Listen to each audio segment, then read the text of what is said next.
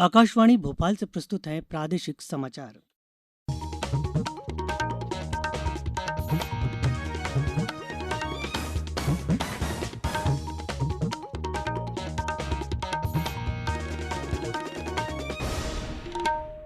नमस्कार, समाचारों के साथ मैं रत्नेश सोनी। प्रधानमंत्री नरेंद्र मोदी 26 और 27 मार्च को बंगबंधु शेख मुजिबुर रहमान की जन्म शताब्दी और बांग्लादेश की स्वतंत्रता की स्वर्ण जयंती पर शामिल होंगे। बांग्लादेश के विदेश मंत्री डॉक्टर ए.के. अब्दुल मोमेन ने इसकी जानकारी देते हुए बताया कि प्रधानमंत्री की यात्रा के अवसर पर विशेष कार्यक्रम का आयोजन किया गया है, जिसमें बांग्लादेश की उपलब्धियों को दर्शाया जाएगा। उन्होंने बताया कि प्रधानमंत्री की यात्रा के दौरान दोनों देशों के बीच विवादित मुद्दों पर बातचीत की संभावना नहीं है। डॉक्टर मोमेन ने कहा कि प्रधानमंत्री की इस यात्रा से दोनों देशों के बीच रणनीतिक सहमति प्रकट होती है। उन्होंने कहा कि कोरोना महामारी के बाद प्रधानमंत्री नरेंद्र मोदी की यह पहली यात्रा है। प्रधानमंत्री 26 मार्च को बांग्लादेश की यात्रा करेंगे। इसके अलावा नेपाल, श्रीलंका और मालदीव के राष्ट्रपति तथा भूटान के प्रधानमंत्री भी विभिन्न कार्यक्रमों में हिस्सा लेंगे। मुख्यमंत्री शिवराज सिंह चौहान ने कहा है कि देश लोकल से वोकल बिना कारीगरों, दस्तकारों, हुनरमंदों के नहीं बन सकता।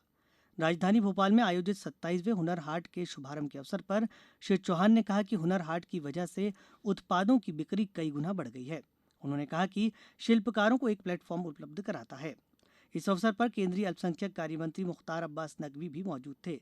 प्रधानमंत्री नरेंद्र मोदी को मैन ऑफ आइडियाज बताते हुए श्री चौहान ने कहा कि आपदा को अवसर में बदलना जानते हैं। कार्यक्रम को संबोधित करते हुए केंद्रीय मंत्री श्री नकवी ने कहा कि हुनर ही इबादत है। उन्होंने कहा कि दस्तकार और शिल्पकारों का बहुत ही अद्भुत संगम यहां दिखाई देगा। 10 दिवसीय इस आयोजन में मध्यप्रदेश, छत्तीसगढ़ के भी 20 से ज्यादा कलाकारों के स्टॉल शामिल हैं। यहां हर दिन सांस्कृतिक प्रस्तुतियां भी होंगी। देश में अब तक 2,82,00,000 से अधिक लोगों को कोविड से बचाव के टीके लगाए जा चुके हैं। स्वास्थ्य मंत्रालय ने बताया है कि पिछले 24 घंटे के दौरान 20,53,000 से अधिक लोगों को टीके लगाए गए। इस बीच देश में स्वस्थ होने की दर 96.82% हो गई है। पिछले 24 घंटों में 19,000 से अधिक कोविड मरीज स्वस्थ हुए। इस बीच कई राज्यों में कोविड मरीजों की संख्या बढ़ने के कारण वर्तमान में 2,02,000 से अधिक मरीजों का उपचार चल रहा है, जो कुल संक्रमित लोगों का 1.68% है। इधर प्रदेश में भी इंदौर, भोपाल सहित कुछ जिलों में संक्रमण की रफ्तार फिर से बढ़ने लगी है। जबलपुर में पिछले 24 घंटों के दौरान 47 संक्रमित सामने आए। वहीं इसकी तुलना में ठीक होने वाले मरीजों की संख्या 25 रही। शहडोल जिले में अब तक 13,000 लोगों को कोरोना की वैक्सीन लग चुकी है। आज से जिले के सभी पीएचसी में भी टीकाकरण सत्र आयोजित किया जा रहा है। उधर टीकमगढ़ जिले में प्राइवेट अस्पतालों में भी कोरोना वैक्सीन लगाई जा रही है। शिवपुरी जिले में 29 टीकाकरण केंद्रों पर वरिष्ठ नागरिकों के लिए टीके लगाए जा रहे हैं। अब खबर मौसम की। प्रदेश में कल कई इलाकों में तेज हवाओं के साथ जोरदार बारिश हुई। इसके साथ ही कई जिलों में ओलावृष्टि भी हुई। इससे खेतों में खड़ी फसलों को भारी नुकसान पहुंचा है।